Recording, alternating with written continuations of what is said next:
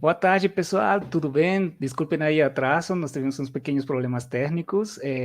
Aí nós vamos a começar com as sessões da tarde de hoje. Nós temos o grande prazer de ter a pesquisadora Annie, do Instituto Tecnológico de Massachusetts, que nos está trazendo um tema bastante interessante sobre as tendências da mobilidade após o Covid, né? Um tema que nos interessa a todos na engenharia de transporte, e em especial para todos aqueles que também trabalham com a mobilidade urbana, né? Nós agradecemos a Annie, vai fazer uma pequena introdução sobre Annie Hudson. Ela é mestranda em urbanismo e também em transporte pelo Instituto Tecnológico de Massachusetts, atualmente é pesquisadora do Laboratório de Mobilidade, GTL, do Instituto de Tecnologia de Massachusetts, né? A Annie tem também tem passado como consultora do Banco Interamericano, e nós temos hoje o grande prazer de poder contar com a presença dela e nos trazer essa palestra, trazendo também as pesquisas que estão realizando lá no Instituto Tecnológico de Massachusetts.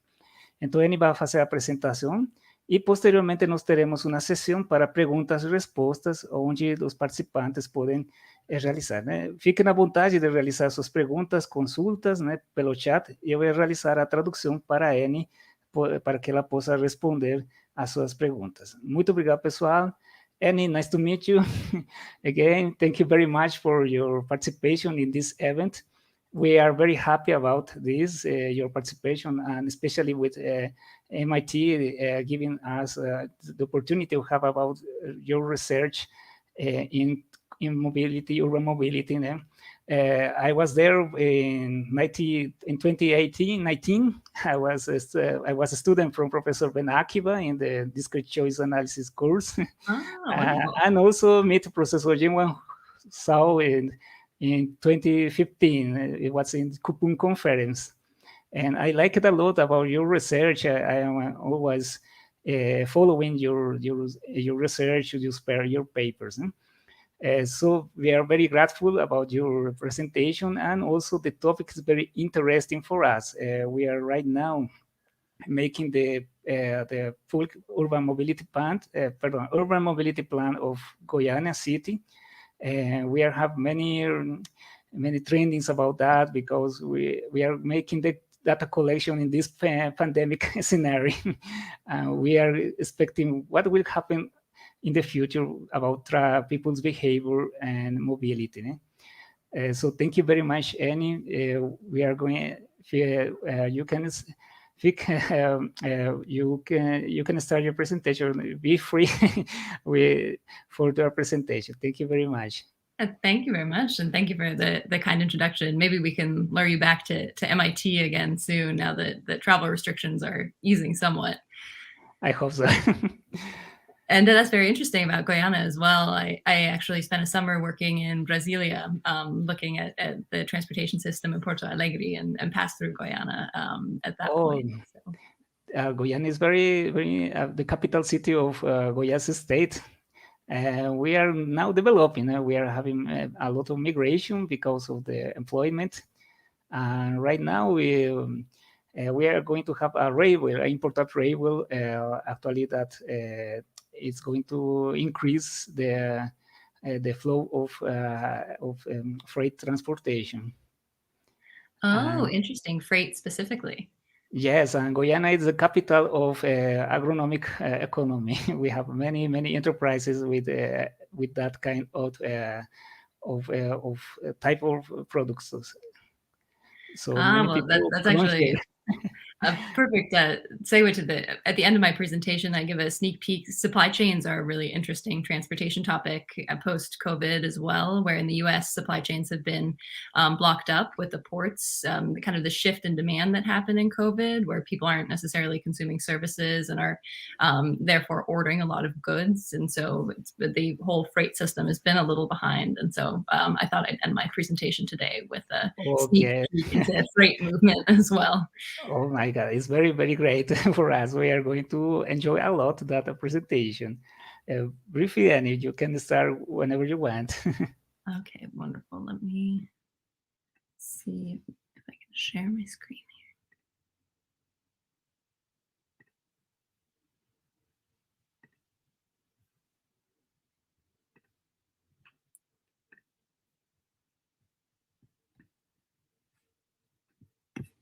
Oh, can you see my screen? No,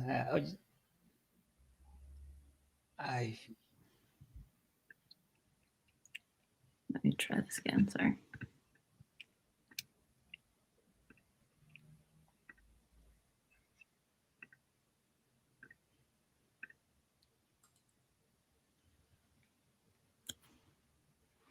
Can you see? Okay, it's starting. Okay, wonderful. Sorry about the delay.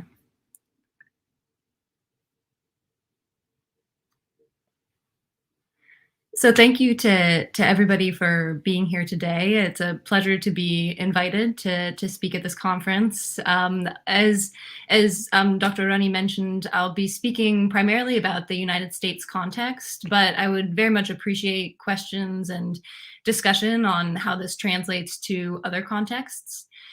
I thought I'd start by just a little bit of background on MIT, who I am, who the labs are, whose research this is at MIT. And I do apologize that this is in English. I am embarrassed that I could give it a try in Portuguese, but it probably wouldn't be too enjoyable on the other end. So my name's Annie Hudson. I am a researcher with the MIT Urban Mobility Lab. The MIT operates largely at the lab scale, where each professor has a research methodology or research focus that they then build a lab around that. And so the Urban Mobility Lab is Professor Jinhua Zhao's lab at MIT, and its focus is on transportation behavior specifically. So Professor Zhao is a behavioral economist and a transportation engineer. And so the lab really thinks about the movement of people not as just the movement of cars on a road or railway cars along a railway system, but really about the movement of people from point A to point B. So that includes looking at shifting people from building to building. Maybe it might make sense to bring the buildings closer together. Or it thinks about things like travel time. We usually in transportation models like to reduce travel time as much as possible. We think about it as wasted time. But one of the things that our lab looks at is maybe we can think about maximizing the time on transportation. So for example, just improving your experience on transportation itself. So that's a little bit of background on the lab that I do most of this research with. And today I'll be talking about some of our research projects, kind of a number of research projects related to that topic. But then I'm also the assistant director of the MIT Mobility Initiative, which is a relatively new initiative at MIT that aggregates all transportation related research at the Institute. So transportation used to be a civil engineering problem where you were building bridges, building roads. And today, transportation really lies at the center of most things in society. And so the Mobility Initiative is MIT, the administration, the president, and the dean's acknowledgement that transportation is a very complex system and really deserves a lot of attention over the near term. And so we're this umbrella organization at MIT that is connected to computer science, to mechanical engineering, to chemical engineering, to urban planning, civil engineering, and beyond. And the idea is to aggregate all of that research, both to improve the research itself, to integrate different disciplines doing this research, but also to create a bridge to the outside world to make sure that the research that we're doing has a genuine impact and is informed by how things are happening on the other end. And from this end, I mostly see my presentation, but please do feel free to interrupt me with any questions or any questions that pop up in the chat.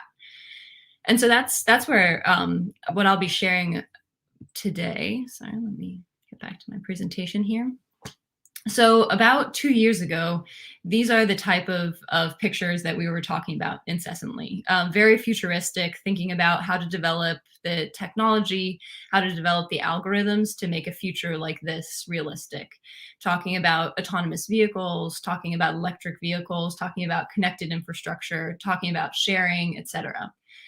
And then in 2020 of last year, things got turned a little different, where all of a sudden we had these very immediate problems that needed to be solved, where people were traveling differently, people were interacting differently with transportation. There were essential trips that needed to be made and essential trips that needed to be avoided. And we actually, in our lab, see this as COVID perhaps wasn't a positive development, but it was a very interesting mental shift in the transportation space from looking at the very edge of what the future might be to becoming very aware of what immediate problems are in moving people from point A to point B. And so there were new issues that emerged as part of COVID-19. But there were also issues that had long been the case, that had long been there, that were very much exacerbated by COVID-19. And it really gives us an opportunity to look at this a little bit more in depth and to say, okay, actually, maybe if we think about solving these more immediate problems, we can set ourselves up a little better for actually creating this dreamy future that many of us talk about. And so we've been really dialing in on understanding travel trends and understanding the nuances of how people are moving around during the COVID-19 pandemic to help to inform both a transit recovery post-pandemic, but then to create a platform of transportation that can help set us up for the future 15, 20 years from now. So if you look at the various COVID-19 impacts, sorry, this should be on transportation specifically. The assumption in my world is always you are always talking about transportation. You can look at it from a number of different perspectives. There's, of course, the overarching health perspective, which say the actual exposure to to the pandemic on transit itself. There's been a lot of research on that. There's also the equity and environmental justice impacts of COVID, where there has been a lot of clarity on the more vulnerable populations that are traveling during the COVID-19 pandemic, essential workers. And we've been looking at this in depth in the United States, but I'm sure there are some interesting trends in Brazil as well. And I'd be actually very curious, maybe I can impose on one of the audience members to speak a little bit to this after the presentation. But it's been interesting to see the individuals that have needed to continue to travel throughout the pandemic versus working from home, which creates a transportation dichotomy that is very interesting. Then, of course, there's the future of public transit. There's been, with folks traveling less, there's been less usage of public transit. And as I'll be talking about in a second, there's been a much slower return to public transit specifically as compared to other forms of transportation. And so that's interesting both from the perspective of new flows. People are visiting new types of destinations, as well as modal shifts. What does this mean for public transit over the long term? If the assumption is that there'll only be a return of 80% ridership, can public transit fund itself? What is the obligation of the government to continue to fund public transit? Then there's some really interesting impacts around the future of work, where people will be working going forward, if people are going to be working from home, if offices are going to shift their locations, and what that means for different clusters of businesses going forward. And of course, that the public transit system in most cities across the globe is structured so as to bring people from the periphery to the downtown. And if people aren't necessarily traveling to the downtown anymore, what does that mean for changing the design of a public transit system, or creating a more integrated transportation system with different modes that takes you to those more peripheral nodes? And then, of course, as Dr. Oni and I were talking about briefly here, resiliency and supply chains is another angle of transportation, thinking about the movement of freight that has had very interesting ripple effects during the COVID-19 pandemic. As I mentioned, there's a really interesting shift in demand flows, where the freight system is used to an increase in a needed increase in productivity of about 5% a year. And in COVID, when everybody started getting on their computers and ordering online, there was a increase in 150% of the demand of certain products online. And so that puts a huge burden on existing port and freight systems to actually get those products to consumers. And so many people are talking about the supply chain being broken, but it really is more the demand change being so drastic that systems can't necessarily change that quickly.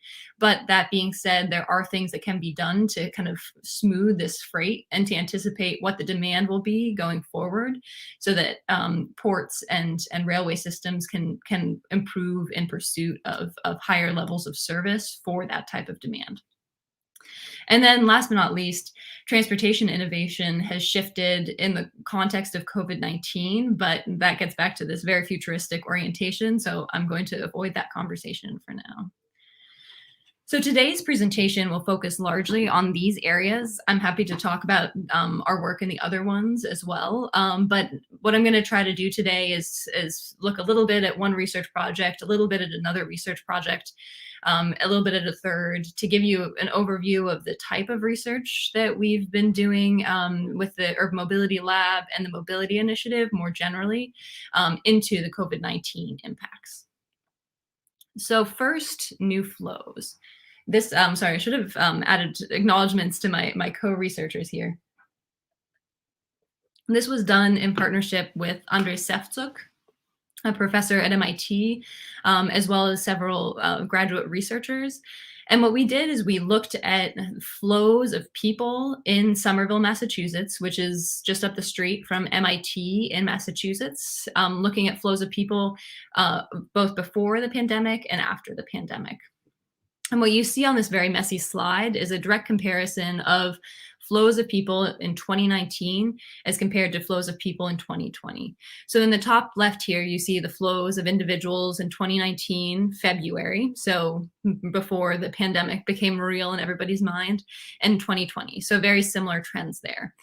The most striking one is perhaps this bottom left corner, where you see the flows in April 2019 as compared to the flows in April 2020. So this is kind of in the throes of lockdown, and you can see that. So one thing you'll notice here is nodes of activity, kind of amenity visits, where people are traveling to purchase goods, whether it be to the grocery store or to the manicure salon to get their hair done, etc. So you see the trips to go to these different amenities clusters have dropped off significantly. Then over here is September 2019, where you see the flows in September, and then the flows in September 2020, and finally 2019 December and 2020 December. And so what we were trying to do with this research project, sorry, plug my laptop in here, is to really examine not just, it's pretty obvious here that flows have decreased during the COVID-19 pandemic. So here you have lockdown 1, as I said, then there was this return in September. And in the United States in December, we went back into lockdown in 2020. But so it's not just to look at how many flows happened, but we ask, are people actually visiting different kinds of destinations? So are there behavioral shifts in the type of trips that individuals are doing? This was facilitated by access to cell phone trace data. So basically using cell phone data to see where people are actually traveling during these different times. And SafeGraph, the data acknowledgement at the top, actually opened up their whole database to academic researchers during the pandemic to do deep dives like this, to really understand flows of people, how flows of people were changing, and to see what insights could be gained. And so one very perhaps obvious finding, but one that's important to note is I wanted to show here, you see the total number of trips and on the left, and you see the median trip distance on the right. So one thing that really has emerged with the pandemic and has pretty lasting power is the people are doing a lot fewer trips, but longer trips. So the median trip distance has gone up, but the median number of trips has gone down. So people are doing, so basically trying to get more done in one trip in 2020, but we'll be talking about that in a second. And so I'll talk through this slide. I apologize. I try to avoid having slides with a lot of numbers on them, which is a big violation in this slide. But what we were looking at is what are the different attributes of clusters that people visit, and have those attributes changed? So for example, do people now want to go to places with more establishments in them? Do people want to go to places where there are larger stores? We had this theory that perhaps people feel more comfortable going into a very large grocery store, for example, as opposed to a cramped space. looking at something like land value, if people are trying to go to places that are more expensive because they trust that the COVID precautions that those places have taken are better than perhaps places that are less expensive. We looked at diversity. Are people traveling to areas that are more diverse? So you can get all of your activities done in one visit. So you can go to the grocery store, you can go to the pharmacy, you can go to the pet store, etc., in one fell swoop. Cluster area, if people are going to clusters that are bigger, clusters of amenities, if people care about parking more so that they can take their car to these destinations. And then the last ones are the types of mixes of stores. So the percentage of comparison stores, these are basically, say, like shopping malls, etc., of convenience. Oh, sorry, comparison is something like grocery shopping. Convenience is something like clothes shopping. F&B is food and beverage. So if you're going to clusters with a higher percentage of restaurants, if you're going to clusters with a higher percentage of entertainment. Personal services are services like manicures or getting your hair done, and clusters with open space. Let's see. Oh, so let me see what I have here. So what we were looking at basically is, if, say, you used to go to a place that had smaller stores, are you now going to places that have larger stores? And what is the lasting nature of this behavioral change? So what we found is land value, you won't see this, when we investigated the land value a little more closely here, land value is actually something where you don't see people going to stores that have a high land value. In fact, if you investigate the significance of this a little bit more, people ended up going to stores that have a lower land value. And there are potentially two reasons for this. One is perhaps COVID-19 had a hit on wallets. And so people are going to stores that are ultimately a little less expensive than other stores. And another is with essential workers, they were the ones traveling around, say going to their jobs and then stopping at the grocery store on the way back, versus you have people working from home that ended up doing their grocery shopping online and getting it delivered. And so there's this shift away from less expensive stores, shopping in person, and doing those orders online, which is kind of an interesting thought if that does have lasting power going forward. If you're going to have fewer people that can afford expensive stores doing their purchasing in person, and more having those stores delivered to them. So that's one interesting finding. Another interesting finding is that there was this shift towards going to establishments that were larger. So as we said, not going to stores that were larger. So shifting away, we anticipated that people would feel more comfortable with going to a very large grocery store, but in fact, people were trying to go to small grocery stores. And we think actually grocery stores, if you look at the travel trends, more within their neighborhood. So you're going to a place that you feel more comfortable going to, where perhaps you know the store owner, or you know that what precautionary measures they've taken, et cetera. So it's not that you want to go to a big, airy grocery store that you won't necessarily run into as many people, but rather really thinking about locally where exactly you want to be.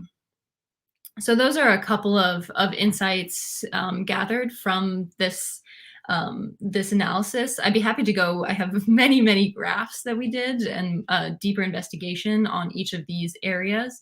And it's really interesting to see that there was this very clear behavioral shift of the type of places that people were traveling to during the pandemic. But that being said, as we track this over time, people started going to these different types of establishments, smaller establishments, ones that were kind of with a lower land value. But you could actually see already in September, people's behavior shifting back to what it was before. So COVID did change behavior, the type of places that we want to travel to briefly, but then people reverted back to their old habits of the type of places they were traveling to. So why am I talking about this in a transportation context? It's really interesting to think about. People were making different types of trips for 4 months there, and we're very much creatures of habit, and so that's very interesting to think about how much our car dependence grew for that time period. But then people really shifted back by the end of the pandemic, or sorry, if only the end of the pandemic, we're at that point, but towards the end of 2020 and back into 2021 to the types of stores that they were going to before. As soon as everything opened up, as soon as there was some sort of normalcy established, people went back to these old habits, which is good for transportation planning because we don't have to plan for a whole new system. So that's one research area that we are looking at. Another really big area of research that we're investigating for the mobility lab more generally, and we're also associated with something called the transit lab, where we basically partner with transit agencies to do intensive data analysis with them. So another project that we've been working on is looking at how public transit specifically, has been impacted by the pandemic, to understand what ridership trends are ongoing, what challenges they're facing, and what this means for supporting a public transit system going forward. So one project within that is looking at riders themselves. So who exactly is riding the public transit system? Here you actually see the drop in transit use. This is Google-based data. In gray, you'll see the new cases. And here you actually see transit use plummeting throughout the whole process. Significantly, as travel came back, you see the big drop in ridership here in March in 2020, and I'm sure this trend looks relatively similar in Brazil. Although I'd be very curious to have that conversation after this presentation. You do see trips themselves recovering, especially you'll see driving, which used to be in the middle of the pack travel-wise. You actually see driving as the first element of transportation or the top element to come back, as well as walking significantly. There was a vast increase in walking over the course of the pandemic. And then you see this recovery of transit as much more limited. And so we did a project with the MBTA, which is the public transit system in Boston, to do a deep dive into the types of trips that they were seeing and who was making these trips. And so here you see the baseline of normal travel during for both bus is in blue and train is in yellow. And then you see the number of tap-ins basically during the COVID pandemic. You can ignore bus for this portion because for safety reasons, the transit system was not having anybody tap in so that they could enter in the back door for the safety of the drivers. But you see kind of the very clear train trend here that is still, to the end of last year, was significantly lower than the normal baseline of check-ins.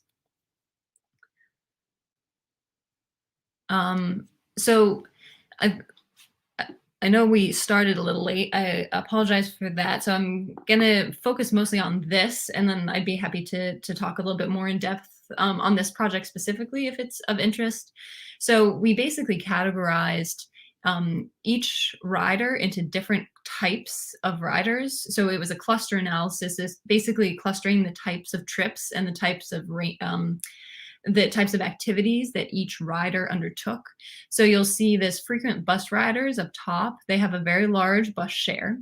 They often travel during the peak, but not as much as, say, occasional rail commuters. So those are mostly peak riders and frequent rail commuters. Rail is a much more heavy kind of travel to work type service.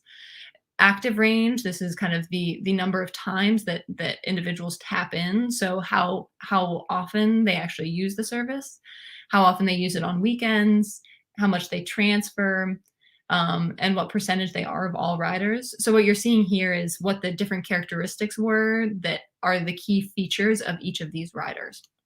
And it was basically breaking these down to understand who they are, what they look like, and what they were doing during COVID.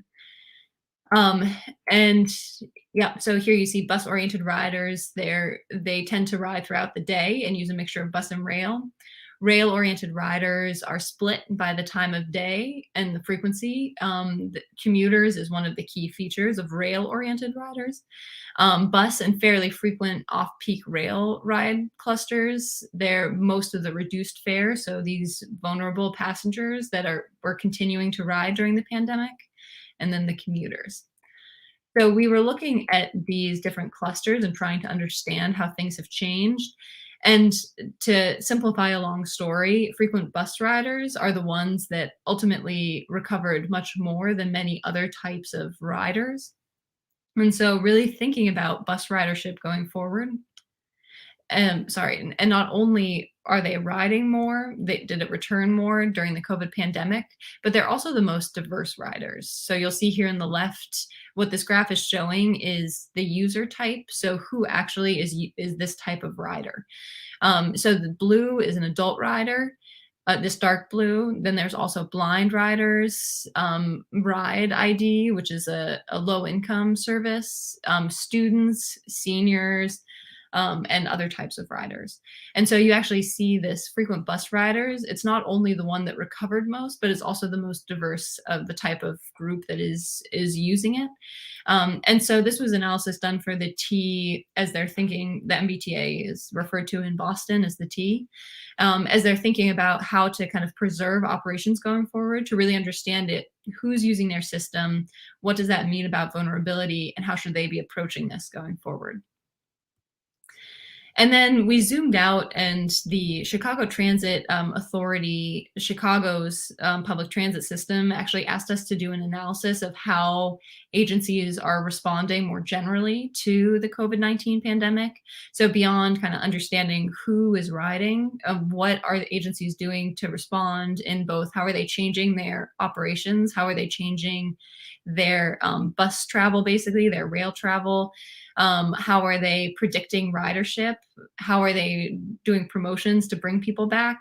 And so this was really an exchange across agencies to share with each other what they're doing and to figure out what might be working and to figure out what the end goal likely is for the public transit system and how agencies should be planning over the medium and the long term to actually prepare for a situation in which people are riding ultimately less, even after the pandemic itself has ended in whatever form it does end up.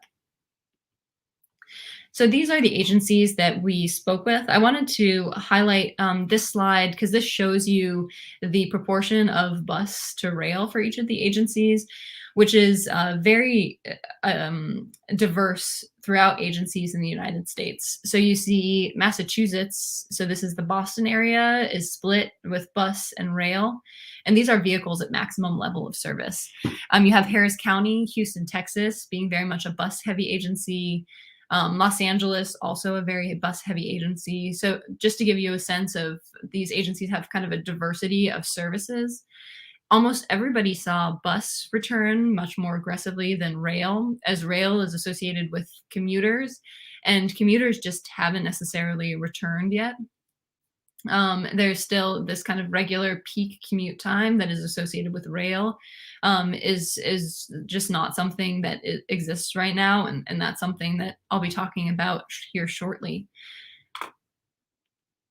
So one initial analysis that we did is a percent decrease in unlinked passenger trips. So this is the actual decrease in trips themselves, and versus the decrease in the miles traveled.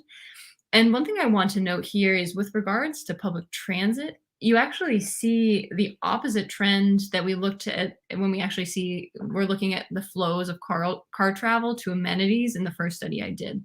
So you see a greater decrease in miles traveled over here. So this is fewer miles traveled overall, and then the decrease in trips themselves of these ones that I'm highlighting, which would indicate that people are taking more trips and more local trips. And so these are kind of two interesting, contrasting, and it's probably very localized as to where your trip starts, as public transit is very much a city-focused thing. So perhaps what we're seeing is in cities, people are taking more local trips to get their groceries, to get their stuff done. And as you're looking at the kind of periphery, Somerville, the city that we studied for the amenity flow one, you're having people in the suburbs doing one long trip to get everything done, say in an amenity cluster. But that's perhaps an interesting longer conversation about what this conflict is between shorter, more trips and one very long trip, and what that means for the system. We did some initial modeling as to what the percent bus was, as to how to predict ridership on different systems. So each of these agencies actually predicted ridership, gave us their ridership numbers for 2020. And the best way to predict ridership, and I actually didn't show the model here because the data, we're only talking about 12 agencies here, so it's not rich enough to actually show a full regression, although our model did fit quite well. And the two really interesting things were the agencies with the highest fare box recovery ratio. So that means the agencies that have the highest, that rely most heavily on fares, and the ones that were with the highest population densities were the ones with the lowest ridership. And I think this is a really interesting finding because these are the agencies that have worked really hard to go beyond the people that really need the system to have a much larger group of people that rely every day on transit. And so these are what agencies refer to as perhaps discretionary riders or non-essential riders of the system. So these are agencies like, say, New York City or Chicago that have just a large percentage of the population riding transit. They're the ones that saw this huge drop versus other agencies that really focus on just giving a smaller set of the population essential trips. They're the ones that didn't see as much of a drop. And I do know that I only have about 15 minutes left here for the presentation, so I'm going to try to hustle through this a little bit. There are a couple of other interesting findings that might be worth highlighting. But it's really interesting how agencies are thinking about this, and that some are really dialed in on calibrating data to predict what will be happening in the next month or so, because COVID is a very unprecedented situation. And so normally one can go back to a model from a year ago, a model from 2 years ago, calibrate what is going to be happening, but COVID doesn't allow for that. So agencies are constantly trying to develop and calibrate new models to figure out what will be happening over the short term, what that means for ridership, and what that means for revenue. But then other agencies have just thrown out their models in the first place, and they're really trying to think through, what does this look like into the future? What are downtown businesses that are based there and their work from home policies? So let's start there and let's extrapolate back a little bit for what percentage of days a week people will be going into the office and what that means for our commuter behavior. And then looking at these new riders that are taking the system in different ways and saying, okay, let's rethink this. What are the different scenarios for ridership going forward? And how exactly are we going to deal with this? And the very interesting thing about this is the most ambitious agencies anticipate a 90% return to transit by 2025. And 90% is still a lot lower than 100%. And that has huge implications for revenue and ridership, that people won't necessarily be going back to these systems in a full manner based on prior ridership trends. But that being said, some agencies are thinking about this as a way to kind of reframe what their service is in the first place. And we're really seeing two types of responses. Some are really digging down and serving their most vulnerable but consistent users, saying this is great. We'll focus on equity in the first place and really make sure that the service that we are providing is as high quality as possible for the smaller subset of a population. And other agencies are looking at this and they're looking forward and saying, let's become a lifestyle service. So instead of a peak heavy commute style service, what are the new types of rides that we can capture going forward that can increase our ridership beyond what it was before the pandemic? And so it can take us beyond that 100% ideally to a whole new form of ridership. So improving the system overall. And so Omicron complicates this. So these are the two perspectives that we were hearing from a lot of agencies. I'm going to skip a lot of these for now. We investigated the types of promotions that agencies are doing, how effectively how effective they have been, looking at different operations.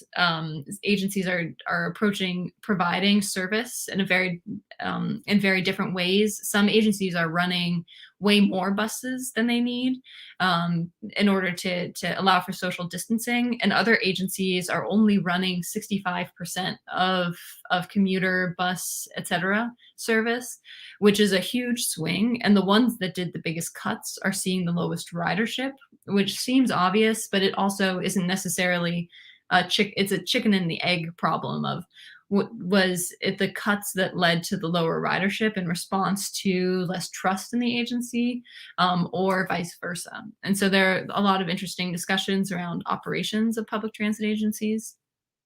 New types of riders are taking public transit. Happy to talk about that a little bit more. And then there's this key conversation about equity and sustainability. So who is traveling and needs persistently efficient service, and how to leverage this disruption to expand access to core groups that might need it. And then still other agencies were thinking about this in a sustainability perspective. As in the United States, there was federal funding for public transit agencies to support their operations. And so some agencies were able to take some funds that they had set aside for operations to actually do things like electrification of the system. So there are interesting case studies from that perspective as well. So I did want to get just really briefly to the future of work, which I think is a really interesting area in thinking about the impacts of COVID-19, as it really accelerated certain trends that we were already seeing marginally, where people were kind of thinking about working from home. And there was this push towards what if we had a future of work that was more home oriented. But COVID really facilitated that trend and is pushing businesses to think about their full interactions with employees in a very different manner. And that has huge ripple effects, not just for public transit, say, just assuming that all businesses stay where they are right now, and people will be traveling in different patterns at different times of day, and different modes to work. But then as soon as businesses start thinking, I don't need to pay that high rent of downtown if people are going to come in so rarely. What if I had a few smaller satellite offices elsewhere? And so what we're anticipating is a more polycentric city where businesses shift from the downtown more to the periphery of a city to actually make it easier to be the center of kind of broader rings outside of the city. And that, of course, would be a huge shift for what the public transit system can serve, which is, as I mentioned, more center-oriented. And so this is very much under research that's underway, so we don't have the final answers here. But we're investigating businesses by type. So you'll see government, wholesale trade, utilities, etc. And what you're seeing on this graph is the left is the employment policy. The kind of red bar here, and the right, so the orange triangle is what the employee preference would be to work from home. So the difference in what an employer is providing and what an employee wants. And this white circle is the percentage of tasks that could be remote. And so in most cases, there's a higher percentage of tasks that could be remote as compared to what the employer says. But it falls in kind of interesting areas for the different trades. And so this is really investigating what this shift will look like for different industries, and then translating this back to the cluster of different types of businesses in a city. This is actually done by, we're doing really the gold standard of transportation survey is what this data comes from, investigating what this actually looks like for working from home. Significantly, what individuals are saying for where they worked is it's not just home that we're talking about here, but 8% answered co-working spaces, 12% answered public space, a friend's home as well. And so if we're talking about 30% non-home, non-work, that's a very different transportation feature as compared to just either staying at home, not moving, or going to work. And this is where I think the conversation is really interesting around, there's a theory that individuals always have a set number of trips that they take in a day. Whether you commute or not doesn't matter. If you don't commute, you will take that trip doing something else, whether that is walking perhaps, or going to the store a second time. But thinking about this as an aggregate number of trips that happen and that will be going now to different destinations, because in many cases we have removed the need to go to work. This is also looking at different days for the days that people are going to work. And this tracks with what we heard from public transit agencies, where seems to be a huge uptick in going into the office on Fridays. And there's a huge uptick in travel on Fridays as well, which is a very different trend. Wednesday used to be one of the major commute days in prior times, pre-COVID. And so we're seeing a whole range of shift in the time that people are traveling. And so I know that we only have 5 minutes left here. So I've already talked about the supply chain. As I mentioned, US ports are really struggling right now to adapt to supply chain pressures, and we've been working in partnership with some key players in this space to help think through strategies for improving freight. So I actually am going to stop right there, say thank you for having me, and preserve a paltry 5 minutes for questions and answers. Thank you very much, Annie. Thank you a lot. It was a very great presentation. We have a lot. It's a great lake of knowledge. We are going to assimilate that. It's very interesting. Well, we have. I asked the people during the session the question and answers, and we didn't have right now questions because I know my students are thinking about what they're going to ask. They are very timid, very shy. They are very shy people. I think it's very interesting your research you're making there. We have, I think, some key differences about the situation there in USA and here in Brazil, especially here in Guyana. But many of the patterns you detected are repeated here also, because people prefers to go to a less larger store to make the buy, to make it to buy foods now. And also here in many neighborhoods, we observed that people it was preferring more to use active transportation, walking, biking to the stores. We have one question about from Julia. Is it possible that after COVID-19, mobility companies will redirect their attention into trips to public spaces, keeping in mind people's new habits of mobility and work? So the question is if people will be traveling more to public space?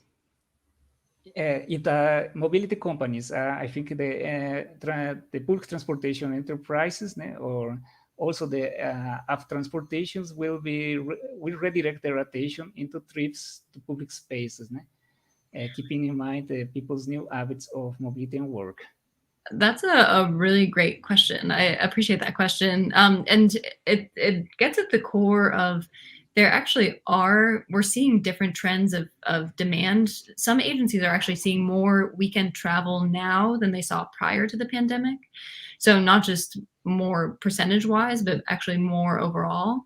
And so there's a huge opportunity for agencies to think about what that means as to who's riding, and to maybe offer new types of services, to Yulia's question, to different types of destinations. But the problem is, it's more of a bureaucratic problem than anything else, where there's a lot of pressure from public transit agency boards to return to the full prior levels of service first, to basically fully provide the service that you were providing before, and then to put new service on top of that. Because it's very difficult to take away another trip and say, we don't need that bus, we're going to shift that over here instead. But these agencies, they're already facing such revenue cuts that there's no way that they can get to full operations in the first place and then provide new types of trips on top of that.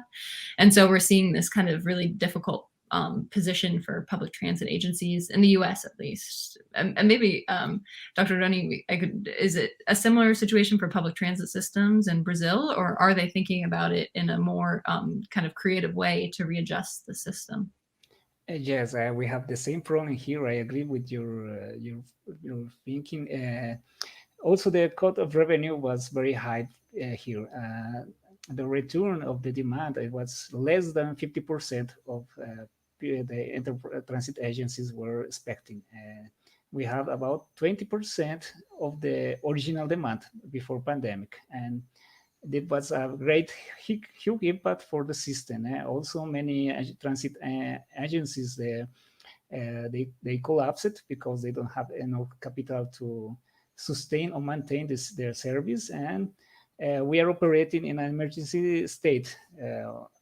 Another enterprises or transit agencies are operating those routes that the transit agencies cannot operate.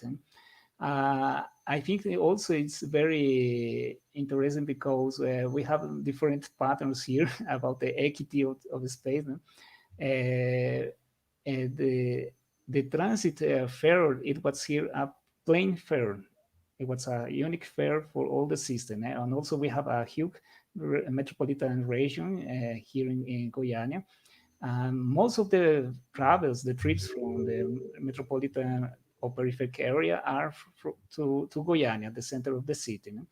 And now, right now, we are migrating for a new system, a new fare system that's about social fare, and some part of the fare will be financed by the governments from the state and the municipal governments of the metropolitan region.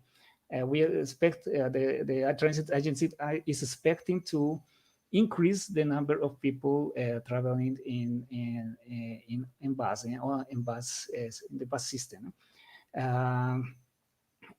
But I am very curious about something. Here in Guyana, we have a lot of Uber, people working in Uber and working in delivery. And because the unemployment people migrate to work with Uber and delivery. And also with this pandemic, the numbers increase especially for people working in delivery with motorcycle, with biking.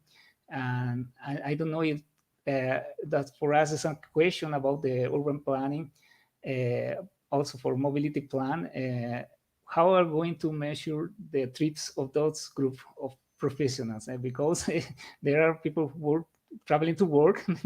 I also remember your graphic, people no home, no work.